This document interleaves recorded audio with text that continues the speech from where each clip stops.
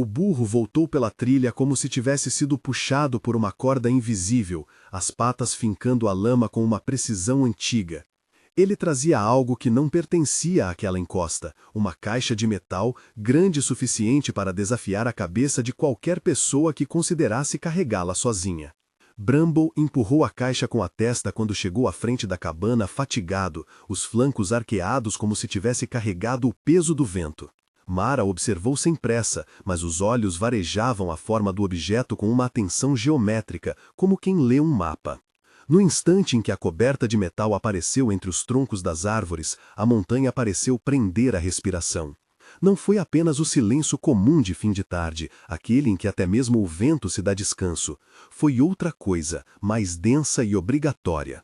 Os pássaros desapareceram do ar como se tivessem sido puxados por um ímã. A água do riacho cessou de murmurar. Até os insetos, sempre presentes como uma insistência de verão, recolheram-se. Mara sentiu o som fugir do corpo como se alguém tivesse retirado o ar de um sino. Era um silêncio com gravidade que fazia a pele do rosto arrepiar. Ela não era supersticiosa. Vivendo sozinha há anos na encosta, aprendera a anotar padrões e a medir riscos com a mesma frieza com que separava a lenha para o inverno. Ainda assim, houve um arrepio antigo, uma memória nostálgica, que lhe disse para não tocar. Bramble, por outro lado, estava inquieto. Os olhos grandes e brilhantes olhavam para a montanha mais do que para a caixa, e as orelhas giravam como pequenos lemes. Quando Mara se aproximou, ele recuou um passo e colocou o corpo entre ela e a trilha, como se esperasse que ela fizesse algo perigoso. Ela esticou as mãos, testou a superfície fria do metal. Era impossível que estivesse tão intacta depois de ter viajado pelo mato. Nenhuma ferrugem, nenhuma lasca, como se o metal fosse feito de inverno. Grooves finos, curvos como veias, sorriam à tampa e desciam pelas laterais. Um leve zumbido percorreu os dedos de Mara, não um som audível, mas uma vibração quase elétrica que parecia vir do interior da rocha sob os pés. Quando a mão dela tocou uma das veias gravadas, a caixa respondeu. Um tremor mínimo, circular, e uma linha de luz muito fina que delineou a junção entre tampa e corpo. Não havia tranca visível, a caixa cedeu com uma suavidade de coisa que sabe abrir. Dentro, suspensa no ar como se desafiasse a lei de qualquer lógica que conhecessem, pairava uma esfera do tamanho de uma maçã grande. Não girava, mantinha uma posição estática, iluminando-se internamente com uma luz pálida, que não era branca nem amarela, mas algo entre o azul lavado e o alumínio. Ao lado da esfera, acomodado com cuidado, havia um pequeno dispositivo metálico, trabalhado, cheio de engrenagens seladas e superfícies que pareciam projetadas para encaixar em algo maior. E havia papéis dobrados em camadas, as bordas amareladas pelo tempo, amarrados por um cordão quebrado. Uma folha caiu sobre o chão de madeira quando Mara tirou os papéis. Letras, diagramas, frases fragmentadas. Uma linha saltou aos olhos dela, escrita em inglês, concisa e pavorosamente direta. If this is found, do not activate it. As palavras tremiam na folha, mas não por causa do papel. Era a mesa que vibrava, ou talvez o ar em volta. Ela fechou a mão na capa do papel e sentiu o pulso da esfera, uma sucessão de toques leves, rítmicos. O ar na cabana ficou mais denso, como se qualquer outro som tivesse de atravessar uma massa de chumbo. Bramble recostou a cabeça nas pernas de Mara, um pedido mudo. Ela sabia que tinha de fazer algo com o que estava diante dela. Sabia também que qualquer ação poderia desencadear coisa pior. Foi esse balanço, necessidade e medo que a empurrou a uma decisão quase mecânica: levar a caixa para dentro, trancar a porta e ler. O interior da cabana era um refúgio de coisas necessárias: potes pendurados, um candeeiro à meia luz, fotos presas na parede com pregos que sustentavam lembranças. Lá dentro, a caixa parecia extraterrena, um corpo estrangeiro que enfraquecia a familiaridade do lugar. Mara acendeu o candeeiro, mas não usou luz forte. A esfera já oferecia uma cor própria, que tornava tudo mais frio e azul. Ela se sentou, desenrolou os papéis e leu em voz baixa, mais para ancorar o pensamento do que por necessidade.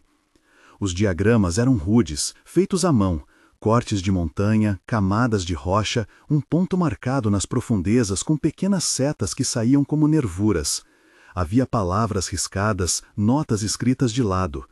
Em uma das folhas, alguém tinha rabiscado a palavra âncora, seguido por um parênteses, para contenção, ressonância. Em outro pedaço, uma lista curta terminava em números, 9 dias, colapso local, e, logo abaixo, 2 vítimas, perda de contato. As frases não explicavam, insinuavam. Ao ler, Mara sentiu a cabeça latejar, uma pressão atrás dos olhos, como se o silêncio também fosse um peso físico. Alguém, no passado, tentara capturar algo ali dentro, e ao fazê-lo, plantara dispositivos, âncoras, para domar ou modular uma ressonância que parecia vir das entranhas da montanha. A ideia de um throat, uma garganta de rocha que respirava ou ressoava de modo próprio, veio a ela não como teoria, mas como sensação. A encosta como uma laringe antiga, pronta para emitir um som que o mundo não deveria escutar. Ela pensou em enterrar a caixa de novo, de preferência longe dali, em um buraco profundo e sem testemunha. Enterrar era a escolha do homem que não queria lidar com perigo, um gesto de esquecimento que, no passado, acabara por repetir velhos erros. Mas havia outra alternativa, mover o artefato para o Lago Alto, uma bacia mais acima, onde, argumentavam os papéis, o peso e a profundidade da água funcionavam como um umbigo do silêncio, um lugar onde ondas tinham de somar-se com peso suficiente para abafar qualquer desatino da montanha. Afogar a ressonância. Era uma estratégia prática, arriscada, que requeria força e calado. Exigia uma jornada ao entardecer, com lanternas, cobertas, uma carroça se conseguissem. Mara sabia que não podia carregar aquilo sozinha. Precisava de ajuda. Não de curiosos da cidade, não de um homem curioso demais com mãos grandes. Precisava de alguém que conhecesse as trilhas, o histórico de incidentes, alguém com memória e autoridade suficiente para tomar decisões em nome da comunidade isolada. Kellen foi a primeira pessoa que veio à mente. Kellen era ranger, não um homem de farda e rádio a toda hora, mas alguém cuja família tinha patrulhado aquelas serras por gerações. Ele sabia dos túneis velhos, dos barrancos que engoliam trilhas em épocas de chuva, dos mineiros que, numa temporada de febre, cavaram demais e encontraram coisas que deviam ficar enterradas. Mara lembrava-se de ouvi-lo falar, em outras ocasiões, sobre barreiras improvisadas e pequenos artefatos de contenção deixados por trabalhadores antigos, peças de metal, pesos, anéis que serviam para ancorar vibrações quando as explorações haviam despertado algo subterrâneo. Ele conhecia o vocabulário sem precisar do papel para explicá-lo. Bramble recusou-se a ficar sozinho quando ela saiu. O burro caminhou a seu lado, pesado e firme, como se reconhecesse a urgência. A trilha que levava à sede do Ranger era conhecida de cor por Mara, mas aquela caminhada parecia diferente. O ar mais denso, a floresta mais próxima, os troncos parecendo formar corredores escuros. Em todo lugar onde costumavam haver pássaros, havia cavidades vazias. Por trás dos galhos havia olhos de animais que agora não faziam barulho. O som dos próprios passos parecia traído, estalando alto demais. Kellen apareceu no fim do vale, como geralmente aparecia, com botas cobertas de lama, o chapéu desalinhado, uma expressão que misturava curiosidade e cautela. A princípio, não havia alarme. Depois, ao ver a caixa, suas rugas alongaram-se e ele ficou quieto, estudando cada linha metálica como quem lê uma inscrição maldita. Mara contou o essencial. Bramble trouxe, a montanha silenciou, ela abriu, encontrou a esfera e os papéis. Kellen não perguntou como ela conseguiu abrir. Sabia que certas portas não se fecham por acaso. Ele tocou a borda da caixa, testou sem medo as veias gravadas, depois afastou a mão como se tivesse sentido uma lembrança evanescente. Esses são âncoras, disse ele, a voz baixa, sempre a voz de quem não queria a espantar. Não exatamente relógios ou bombas, são peças de contenção. Os caras que trabalharam aqui plantavam isso quando encontravam uma instabilidade. A intenção era manter a garganta da montanha, por falta de palavra melhor, calibrada. E se estiver quebrada? Ela perguntou. A pergunta soou pequena demais. Kellen acendeu um cigarro, mas não o levou à boca. Foi mais um gesto de ordenamento. Já houve casos que a gente lembra. Na encosta oeste, há anos, uma âncora falhou. 9 dias de silêncio. Não é um silêncio de paz. É outro tipo. Como se a natureza toda tivesse decidido ouvir e nada pudesse ser dito depois. E 2 pessoas desapareceram. Não sabemos se perderam ou se só fugiram. Só lembro dos rastros que pararam de repente, como se o chão tivesse decidido não aceitar passos. Ele bateu com a unha na mesa, e o som que saiu foi surdo, abafado. Não sei o que exatamente solta desse throat, mas quando solta, não é só som. Mara guardou as palavras com a prática de quem conta feitiços para si mesmo. 9 dias. 2 vítimas. As palavras não explicavam, mas moldavam a forma da escolha. Enterrar novamente poderia, se o mecanismo estivesse ativado de algum modo, simplesmente retardar o inevitável. Mover até o lago alto envolvia transporte em terreno íngreme, o risco de aviso à comunidade, a necessidade de silêncio absoluto para não provocar reação. Eram 2 más opções. A única diferença era o tipo de sacrifício que cada uma exigia. A esfera continuava a flutuar, um coração de frio sob a tampa aberta. À distância, a montanha mantinha o pesado silêncio. Os instantes se alongaram. Mara percebeu que havia algo mais. A esfera não só emitia luz, mas mudava a maneira como as coisas ocupavam o espaço. As sombras alongavam-se de forma estranha. A chama do candeeiro tremeluziu sem razão aparente. O pequeno aparelho ao lado parecia reconhecer a presença humana. Pequenos pontos em sua superfície se alinharam, como se olhos minúsculos despertassem. Kellen pegou os papéis e folheou com cuidado.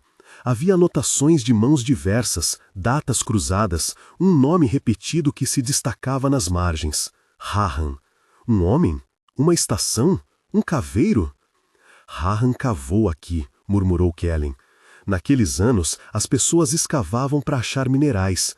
Encontraram algo e tentaram domá-lo. Deixaram âncoras.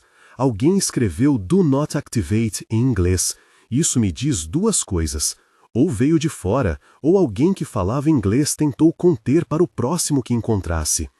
Esses papéis não mentem, mas enganam, porque não estão completos. Ele apontou um trecho onde um diagrama mostrava a esfera em uma cavidade, linhas saindo em todas as direções, e uma anotação, afogar/absorver. A palavra afogar escrita de forma sutil.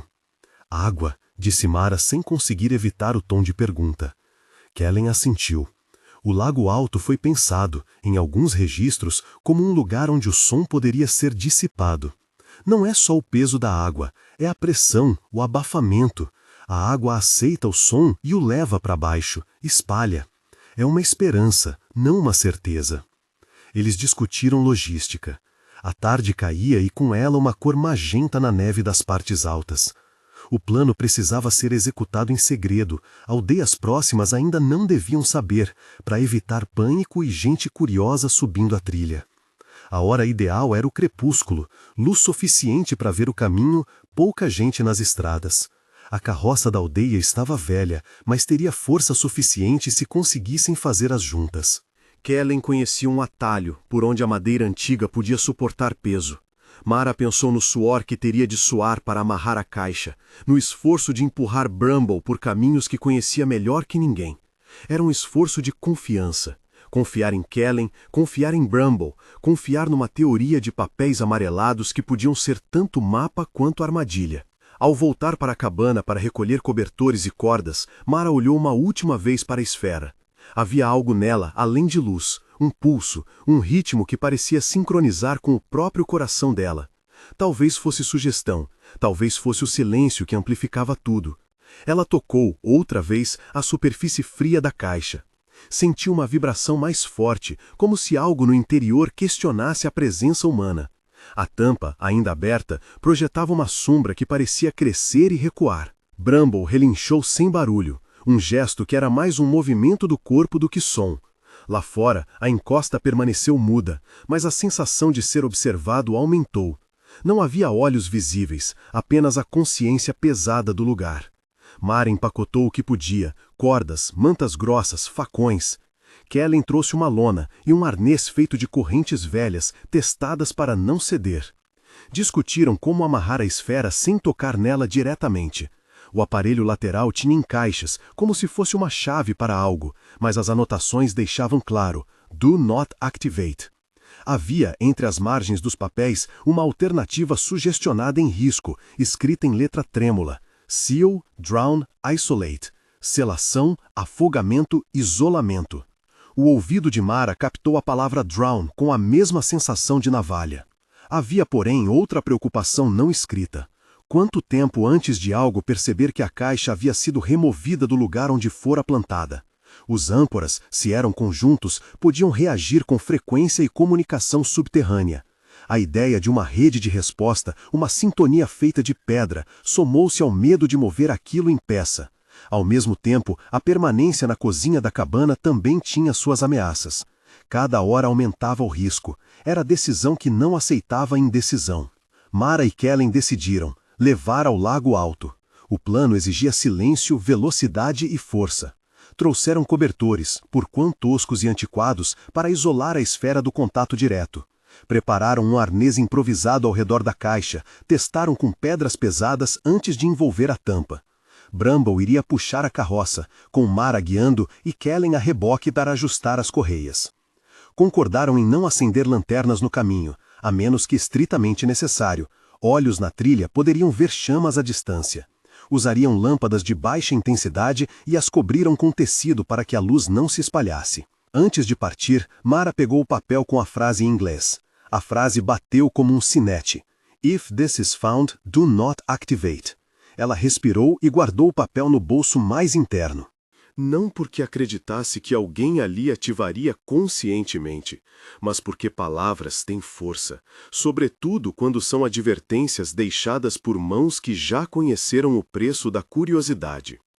A subida até o ponto onde deixariam a carroça foi lenta e pesada. O entardecer transformava o céu em uma placa de metal quente, cores despastadas que se misturavam ao ar frio. À medida que ganhavam altura, a presença do silêncio parecia se esticar como uma pele fina. Em alguns trechos, até a respiração de Mara parecia mais forte do que deveria, abrindo uma lacuna no vácuo do som. Kellen sussurrava instruções curtas. Quando puxar, quando reduzir, como redistribuir o peso. Bramble aceitava o comando com a paciência de quem sabe a trilha. A caixa, enrolada em mantas, fazia o vulto da carroça parecer desproporcional, como se um coração estranho tivesse sido escondido sob tecidos domésticos. A meio caminho, o ar mudou novamente. Não foi um som, nem um rugido, foi uma alteração na maneira como a paisagem respondia. As sombras alongaram-se com precisão anatômica, as pedras emitiram um brilho tênue que não vinha de nenhum reflexo conhecido. A escala do silêncio intensificou-se. Mara sentiu a cabeça latejar, uma pressão crescente que parecia pedir que ela fechasse os olhos e se deitasse. Kellen apertou os olhos, o rosto mais duro que o habitual. "Está sentindo?" ele perguntou, quase sem voz. "Está mais forte", respondeu ela, como se escutássemos por dentro. A escolha de palavras era pobre para descrever algo que ocupava o corpo, a própria cena. Era como se a montanha tivesse erguido uma mão invisível para medir a pequena força com que eles ousavam mover o que lhe pertencia. Cada passo parecia amplificar algo dentro da caixa. A lona que cobria a esfera tremia em pequenas pulsações, que não vinham do vento. Ao alcançar a borda do planalto onde a trilha se estreitava, Mara parou. Olhou para o vale e pela primeira vez sentiu a avareza da natureza. Ela queria aquela coisa de volta, ou ao menos queria saber o que eles fariam com ela. A sensação não tinha linguagem, apenas pertinência. Kellen viu o rosto dela e inclinou a cabeça em entendimento. "Se o lago for o que esperamos, vai absorver", murmurou ele. "Mas é um grande ser." "E se for pior?", disse Mara. "E o lago só espalhar o que a montanha tenta guardar?" "Então, cada gesto que fazemos é arriscado. Mas ficar aqui é aceitar um risco diferente. A ressonância pode aumentar. Se aumentar aqui, podemos perder mais que a caixa." Havia uma verdade inflexível entre as frases. Ficar era negar responsabilidade, mover era assumir. Eles amarraram de vez as correias, verificaram nós, testaram o passo do burro. A tarde desabou como um pano grosso. O crepúsculo trouxe um frio cortante que a luz da esfera amplificou, tornando a cor da noite mais azul do que deveria ser. Antes de tomar a trilha que desceria ao vale onde o lago se situava, Mara respirou fundo e olhou para o objeto pela última vez. Um pensamento atravessou sua mente, tão fugaz quanto uma folha, sobre as vidas que, naquele passado, haviam decidido plantar âncoras por ali. Gente que acreditara estar fazendo algo certo, que acreditara conter uma força perigosa. Talvez tivessem conseguido, talvez não. Aquilo era, afinal, uma escolha, e escolhas podem ser feitas por medo ou por coragem. Mara sabia qual estava praticando agora. Não era a coragem heróica de lendas, era a coragem suja de quem decide agir porque não suportaria ser cúmplice do silêncio que consome o mundo. Eles partiram com cuidado, descendo em fila pela trilha estreita, Bramble firme, a carroça um bocejo de madeira a cada buraco. O ar estava tão pesado que cada respiração custava. A esfera, escondida sobre mantas, tinha um peso moral que se somava ao físico.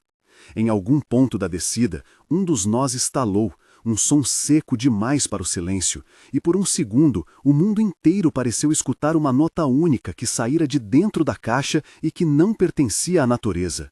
A manta levantou-se. Por um instante, a luz da esfera vazou através do tecido e banhou o rosto de Mara com uma cor que parecia arrancar as sombras das suas pálpedas.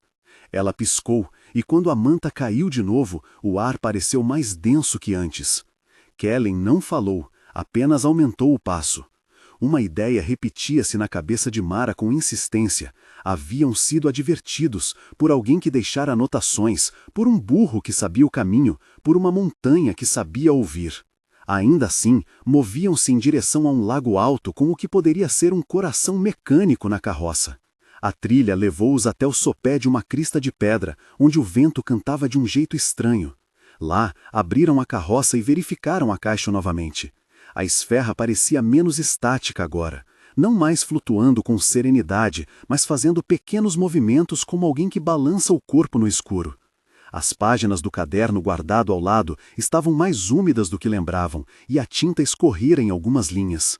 Em letras menores, quase ilegíveis, várias palavras repetiam-se: não acionar, cercar, afogar. Em outra margem, uma nota pessoal: se você está lendo isto, perdoe-nos. A noite desceu com a rapidez de um pano caído sobre as coisas. A luz da esfera era agora um farol murchante que se recusava a se extinguir. Eles cobriram a caixa outra vez, amarraram-na com cordas de correntes e deixaram a carroça no trilho. A subida até o lago alto ainda esperava por eles, uma torre de escadas de pedra, uma trilha esculpida por água em épocas mais amenas. O som do mundo nesse ponto era um tênue zumbido distante, tão leve que poderia ter sido um rumor de trovão em algum vale além. Enquanto ajustavam o último nó, a terra por baixo dos pés tremeu com um vibrar baixo, como se uma respiração tivesse passado de dentro para fora. A esfera, sob as mantas, registrou, talvez por design, o movimento. Uma pequena onda percorreu seu brilho, e Mara sentiu a sensação de ser avaliada, como um animal medido à aproximação de um predador. Bramble arregalou os olhos e um pequeno som escapou de sua garganta, algo entre o gemido e um chi. Kellen olhou para Mara com a compreensão de quem sabe que o momento que vinha era decisivo. Eles não sabiam se encontravam-se numa longa cadeia de tentativas humanas de domesticar a montanha ou se eram os primeiros a tentar mover uma coisa que a montanha preferia manter em seu ventre. Não sabiam se o lago era um santuário ou um túmulo. Saber isso não os impedia de avançar. E assim, no instante em que o céu perdeu o resto do azul, eles começaram a subir em direção ao lago. Cada passo era uma contrapartida ao silêncio que se intensificava, uma promessa de que não cederiam à paralisia de morar com o desconhecido. A esfera pulsava sobre as mantas, marcando um ritmo que parecia não só acompanhar, mas ditar a cadência de seus corações. Ao deixar a borda dos pinheiros para trás e entrar na lastrosa trilha que conduzia ao lago, Mara teve a impressão de que a montanha esticara o pescoço para ver-lhes a passagem. Não era hostilidade manifesta, era uma curiosidade ancestral. Eles se moveram no escuro, com lanternas abafadas, com passos medidos, com uma tarefa que pesava tanto quanto a caixa sobre a carroça. Não havia certeza, apenas a decisão que já fora tomada. Quando alcançaram a primeira borda do espelho d'água, o luar recortou as formas das pedras. O lago alto estava imóvel, um prato negro que aceitava o céu. A superfície era tão lisa que duplicava o mundo. Parecia ser o lugar perfeito para enterrar sons que não deviam ser revelados. Mas, à medida que se aproximavam para descer com a carga, algo os fez parar. O ar sobre o lago não era apenas frio, vibrava com um tom tão baixo que fazia os dentes parecerem soltar-se de dentro. Mara sentiu um eco nas molas das pernas. Kellen fechou os olhos por um segundo como se escutasse algo que lhe cortava. Eles estavam ali, com a escolha concretizada diante do espelho d'água. A caixa sob as mantas pulsava num compasso que agora encontravam em seus próprios peitos. O mundo parecia prestar atenção. E naquela pausa carregada, Mara lembrou-se do aviso outra vez, escrito em inglês, simples, direto como um grito. If this is found, do not activate it. Ela levou a mão ao bolso, tocou o papel com as letras, como se as palavras pudessem lhe dar uma resposta. Não havia resposta, apenas o silêncio que se enrolava em torno deles como um manto. Kellen apertou o cabo de uma corda com força, inclinou a cabeça, pensando no ângulo de reposição, na forma de submergir a caixa sem romper o que poderia ser vital. Bramble respirou, levantou a cabeça e pelas narinas arredondadas havia uma umidade que não estava ali antes. Naquele instante, enquanto engatavam os últimos nós e os corpos se preparavam para a descida, a esfera reagiu. Uma luz mais intensa vazou por entre as mantas, uma fileira de pontos na superfície do aparelho lateral alinhou-se, quase como se a peça reconhecesse a proposta do movimento. Um som veio do interior da caixa, um sussurro que não era som do mundo, mas algo assimilar de maré. A montanha não falou, apenas escutou. Mas o fato de que escutavam já era por si só uma ação que mudava tudo. Eles começaram a descer para o lago com a caixa amarrada à carroça, cada movimento executado com a precisão de quem teme encadear mais do que desamarrar. O silêncio continuava espesso, e com ele vinha a certeza de que não poderiam mais adiar a prova. Ou a água aceitaria o que levavam e guardaria, ou qualquer outro som que viesse à tona naquela noite seria a denúncia de que algo, em lugar de permanecer, escolhera falar. A descida foi lenta. A água brilhava como ferro polido. O plano, até então teórico, tornava-se gesto. A mão de Mara tremia quando segurou a corda final que sustentava parte do peso. O ar parecia pesado como chumbo. Do outro lado do lago, uma sombra longa esticou-se como gatilho. Alguém, ou algo, parecia ter escutado demais. Kellen olhou para cima, para a serra que os rodeava, e deu um passo adiante, como se rompesse um acordo invisível com o silêncio. Naquele segundo, antes de tocarem à margem do lago, a caixa vibrou com uma força que os fez soltar as cordas. A manta levantou-se, por um instante, e a esfera deixou escapar um pulso de luz que parecia perfurar o ar. Foi rápido, mas suficiente para que Mara sentisse que o mundo inteiro mudara de afinidade. Bramble recuou, os cascos raspando a pedra.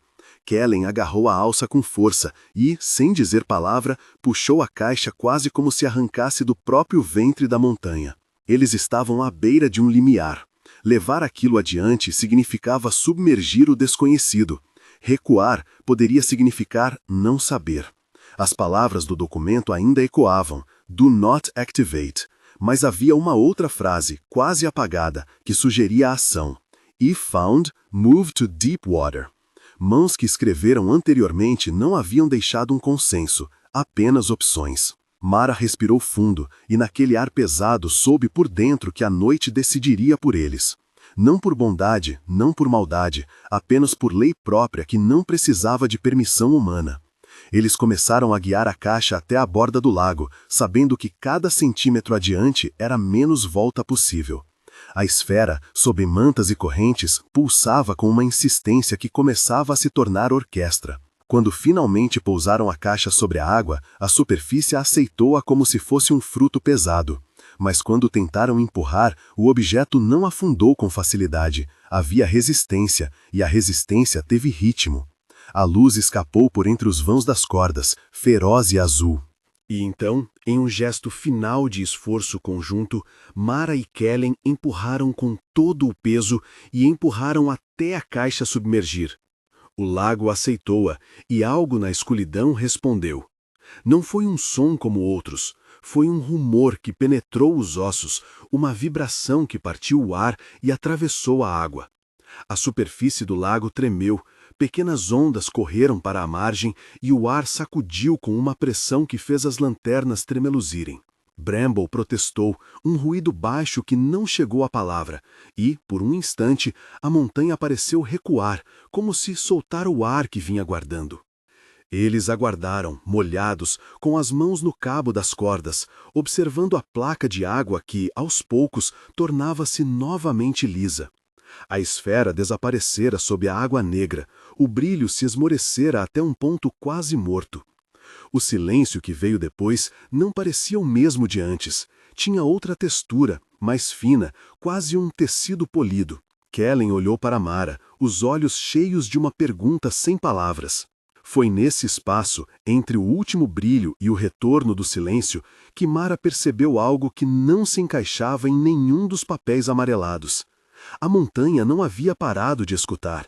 A diferença era que agora, de vez em quando, havia um eco, um deslocamento, um ruído interno, como se ao mover a coisa tivessem cuidado para não cortar uma garganta, mas a garganta tivesse sangrado, muito pouco, um ruído que talvez se curasse ou talvez não. Eles se separaram sem trocas longas. Kellen preparou algo para isolar a área, pegou fitas e pequenas estacas. Mara olhou para o lago, para a superfície que assim aceita e devolve o que for lançado. Bramble encolheu-se, os olhos ainda arregalados, como se guardasse visão de algo que os outros não veriam mais. A noite era agora um corpo que abraçava tudo. Eles sabiam que haviam feito o que acreditavam ser o correto. Sabiam também que, na manhã seguinte, a montanha poderia ter outra voz. Enquanto recolhiam o equipamento e preparavam-se para descer de volta para a trilha, um som soturno atravessou a serra. Não um som audível, não da mesma forma que se entende som, mas uma vibração que as pedras traíram com microfissuras e um rangido. Mara tocou a lateral do cajado e sentiu os pelos dos braços erizarem. No saco de papéis, uma folha deslizou fora e caiu na lama. Ao dobrá-la, Mara notou na linha que não vira antes, escrita por mão que tremeu. Even if drowned, it listens. Mesmo afogado, ele escuta. Ela levantou o olhar para a montanha, que permanecia imóvel e aparentemente indiferente. Mas agora Mara sabia que indiferente não era igual a silenciosa. Havia, no fundo daquela massa de pedra, uma capacidade de responder. E a resposta agora dependia do que eles haviam feito naquela noite. Enquanto desciam, o lago guardava a esfera em seu ventre, e a montanha guardava a lembrança do gesto. O silêncio que seguia não era exclusivamente a ausência de som, era uma presença, vigilante, que se reorganizava. A trilha de volta foi um caminho de passos contados. Não celebraram. Havia uma sensação de dívida, como se estivessem a dever algo à própria terra por terem mexido em seus segredos. Bramble caminhava mais lento, o pelo eriçado. Kellen não falou muito, as palavras eram custos que eles queriam pagar em silêncio. Quando finalmente passaram pela cabana, Mara entrou e trancou a porta. Olhou para a caixa vazia, fechada sem a esfera, e sentiu uma falta estranha, como se tivesse arrancado uma parte do próprio corpo. Ao fazê-lo, também sentiu um remorso quase físico. Havendo retirado aquilo da montanha, haviam alterado um equilíbrio que não conheciam. Naquela noite, Mara não dormiu. Ficou sentada na cadeira de frente para a janela, vendo o reflexo do candeeiro contra o vidro e imaginando as camadas de pedra sobre as quais a esfera agora repousava. O silêncio, que antes a havia ameaçado e atraído, agora pesava de outro modo.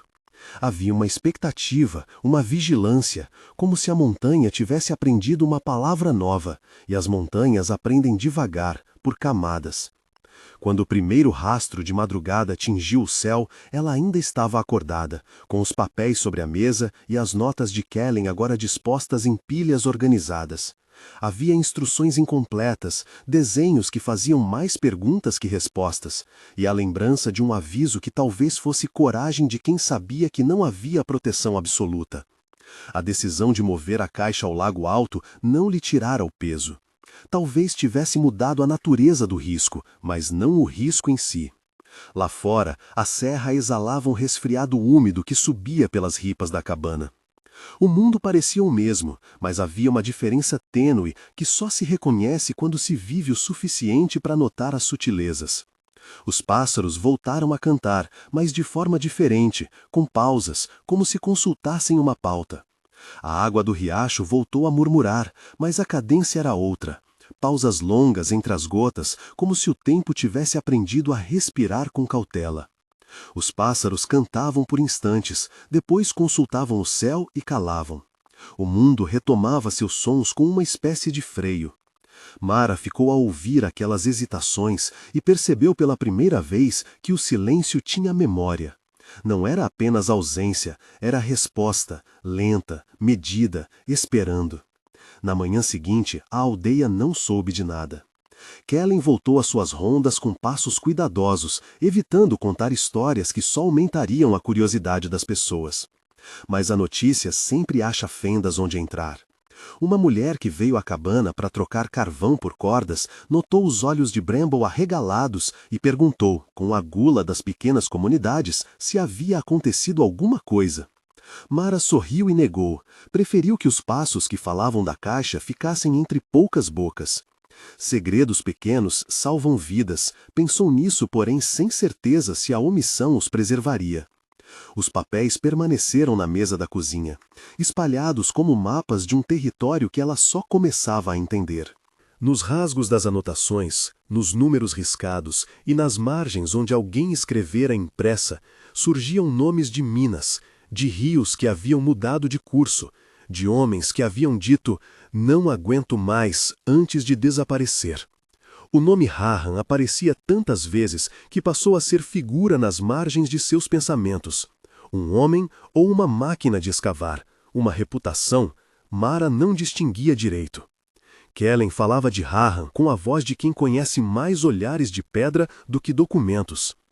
Ele cavou demais, afirmou numa tarde. Acha-se que muitos aqui cravaram as mãos numa garganta que não dava conta do corte. O trabalho do dia era simples e, ao mesmo tempo, pesado. Fixaram estacas ao redor da margem do lago, marcaram um pequeno perímetro e deixaram um conjunto de sinais rústicos, pedras empilhadas em pontos que serviriam de alerta para quem passasse de manhã. Não havia instrumentos sofisticados, apenas olhos, paciência e o peso de saber que toda medida era falível. À noite, sentaram juntos na cabana enquanto Bramble mastigava feno e o candeeiro lançava sua luz anilada. Falavam pouco. Kellen anotava no seu caderno, rabiscava hipóteses que devolvia com silêncio. Mara lia linhas de papéis e sentia uma dor de cabeça que vinha em ondas, mais lembrança que sintoma.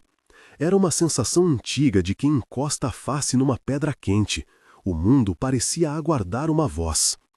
Os dias seguintes trouxeram pequenas anomalias que pareciam pesquisar os limites do que haviam feito. Havia o boi do vizinho que, de repente, deixou de mugir por horas a fio. As vacas que pararam de mexer os cascos como se estivessem apercebendo um compasso invisível. Um cachorro que ladrava por tudo e passou a segurar a respiração e cheirar o vento como se o ar tivesse registro. Semelhante a fios finos espalhados pelo ar, o silêncio parecia criar uma pauta própria e testar quem saberia acompanhá-la. Pessoas que cochichavam perto dos portões passaram a cruzar olhares longos, como se perguntassem: e se o mundo estiver aprendendo a ouvir? Mara dormia pouco. Às vezes pegava no sono na cadeira da cozinha e era acordada por um estremecer nas tábuas, um zumbido baixo que passava como quem sobe uma escada. Sonhava com uma garganta de pedra, vislumbres de uma cavidade onde luzes se viravam em ondas e vozes se emaranhavam em fios que não se desfaziam. Em outras noites, acordava com lembranças da esfera, uma maçã de luz que parecia mediar fraturas. Quando tocava o papel onde lera "Even if drowned, it listens", sentia as letras atravessarem a pele como se fossem pregos. Kellen propôs patrulhas noturnas ao redor do lago por mais 3 dias. Se ela escuta, disse ele, pode haver resposta em cadeia. Não sabemos se outras âncoras podem reagir. Precisamos ver se a montanha envia algo. A palavra algo mantinha aberto o espectro. Não era explicação, era cautela. Aceitaram que vigiariam em silêncio, em turnos curtos, com um sistema tão velho quanto quem vivia ali.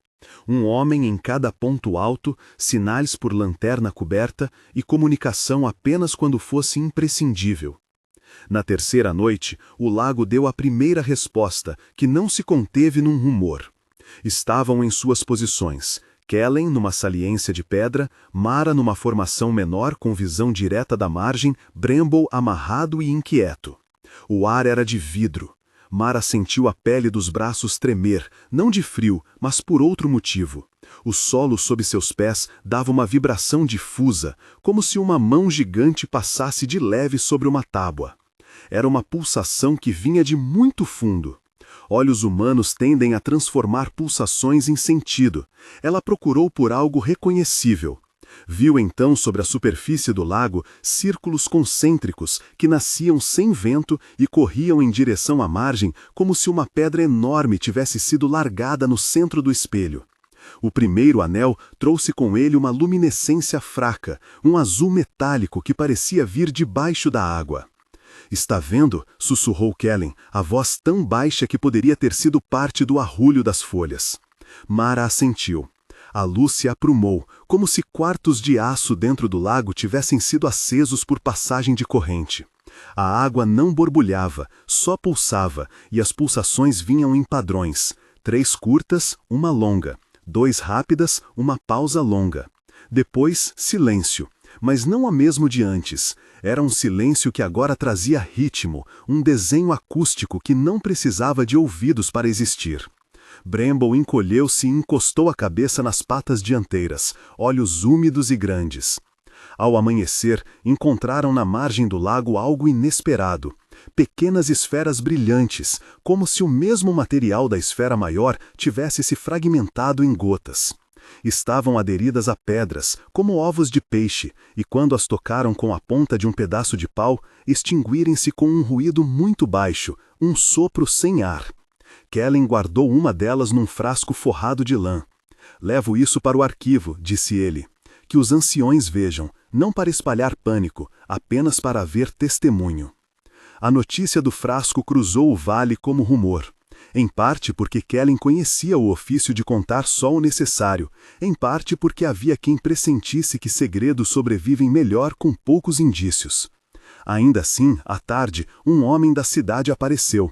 Vinha com um ar de quem traz cartas e assuntos públicos, olhos que cruzavam a paisagem à procura de explicação. "Ouvi dizer", falou sem rodeios, "que houve um tremor nas pedras, que luzes apareceram no lago.